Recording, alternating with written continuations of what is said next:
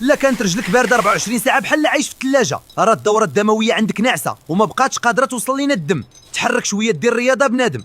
لا حسيتي بالعافيه شاعله فيا والسخونيه طالعه معاك، راه ماشي حيت مشيتي بزاف، هذا راه انذار من السكر اللي طالع للسما. نوض عبر ولا غتولي في مصيبه. لا حسيتي بالنغيز بحال كتمشى على المسامر واللي باري عرف بلي العصاب ديالك كيعانيو، ولا عندك نقص حاد في فيتامين بي 12. كل الحوت والبيض ولا شوف الطبيب. الا كتحس بالحكه بين الصباع والجلده كتقشر، راه التونيه سكنات فيك. هادشي كيجي من الحمام والماء اللي كيبقى في الرجل. نشف بين صباعك مزيان ولا غتولي مربي الفطر في رجلك. لا كتحس بالتنميل بحال داز عليا جيج النمل وما بغاش يحبس، هذه علامه خايبه بلي الاعصاب بدات كتموت وتتلف. هادشي راه نادر ولكن خطير، ما تستهنش به. شوف حالتي قداش وليت منفوخه ومزير عليا الصباط، راه عندك احتباس سوائل، نقص من الملحه ومن الماكله الزنقه، الكلاوي ديالك راهم كيبكيو. حالتي ولات بحال شي خريطه. هادو هما الدوالي. لا بقيتي واقف نهار كامل بلا حركه غتولي رجلك ثقيله. هز رجليك للفوق وارتاح، راه الدوره الدمويه مبلوكيه. باش تهنى على صحتك وتعرف السبب ضروري دير التحاليل. تهلا فيا نتهلا فيك، راني هزاك وهذا الزمان. طاقي صاحبك اللي رجليه ديما باردين،